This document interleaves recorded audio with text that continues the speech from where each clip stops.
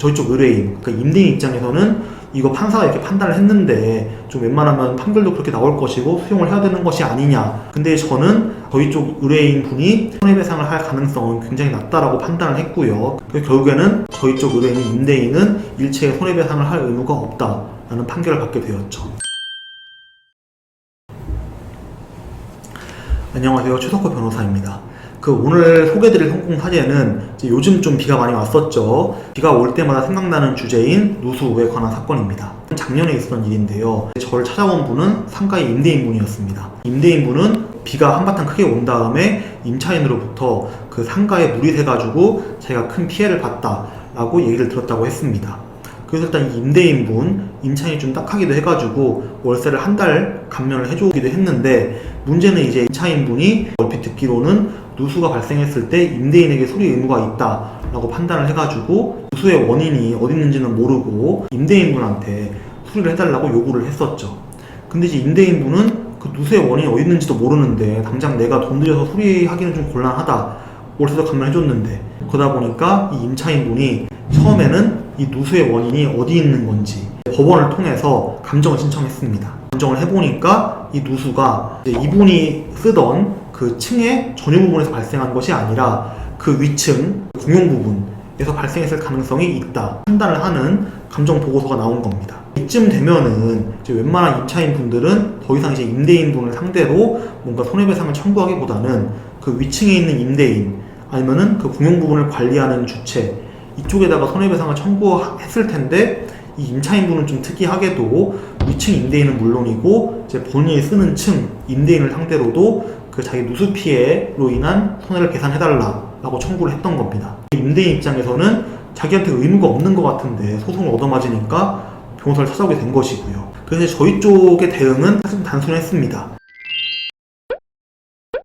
기존에 법원 감정을 받았을 때 지금 임차인이 쓰는 층에서 문제가 생겨서 누수가 발생한 건 아닌 것 같다, 이러한 감정 보고서를 근거로 결국에 이 누수 피해는 그 원인을 제공한 위층 아니면은 그 관리업체 이쪽에 따질 문제지 이제 우리 임대인한테 따질 문제가 아니다라고 주장을 했고요. 여기서 상대방 임차인 쪽에서는 또 감정 신청을 한 번 더 했습니다.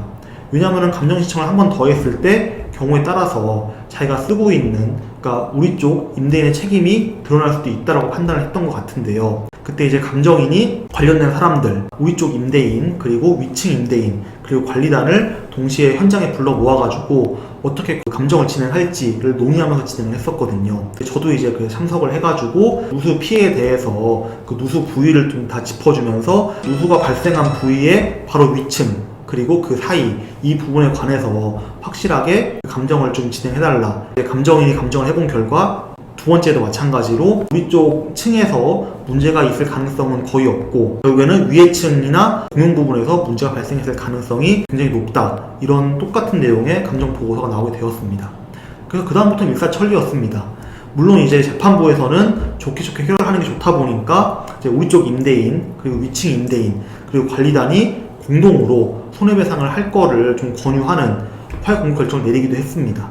물론 이제 이 공고 결정이 판사의 약간 의견이다 보니까 저희 쪽 의뢰인 입장에서는 이거 판사가 이렇게 판단을 했는데 좀 웬만하면 판결도 그렇게 나올 것이고 수용을 해야 되는 것이 아니냐. 근데 저는 아무래도 감정 보고서가 있다 보니까 저희 쪽 의뢰인 분이 손해배상을 할 가능성은 굉장히 낮다라고 판단을 했고요. 그래서 그 의뢰인을 설득해가지고 파역 권고 결정이니까 이렇게 나온 거지 판결을 받는다고 하면은 우리가 전혀 불리할 게 없다. 그래서 저희는 파역 권고 결정에 이의를 제기를 했습니다. 그래서 결국에는 저희 쪽 의뢰인인 임대인은 일체의 손해배상을 할 의무가 없다라는 판결을 받게 되었죠. 이 사건에서 중요한 점 몇 가지를 뽑아보자면은 그렇게 누수 피해가 발생했을 때 그 원인이 어디에 있는지 정확하게 밝혀야 이제 그 손해배상 책임이 누구한테 있는지를 정확히 밝혀낼 수 있는 것 같고요. 그 다음에 두 번째로 이러한 누수 피해에 관한 사건을 정확히 알고 있는 변호사와 함께 한다면은 판사의 의견에 따라서 좀 휘둘리고 내가 법적으로 의무가 없는 손해까지 배상을 해줘야 되는 일을 피할 수 있지 않나, 이제 이러한 점을 좀 알 수 있는 사건이었던 것 같습니다. 그래서 이제 얼마 전에도 비가 크게 와가지고 좀 많은 분들이 피해를 입었을 것 같은데, 누수 피해가 발생했을 때 만약에 소송을 생각한다 라고 생각하신다면은 그때 이제 누수 사건을 많이 맡아온 변호사분들과 함께 소송을 진행하는 것을 추천을 드립니다. 영상 시청해주셔서 감사합니다.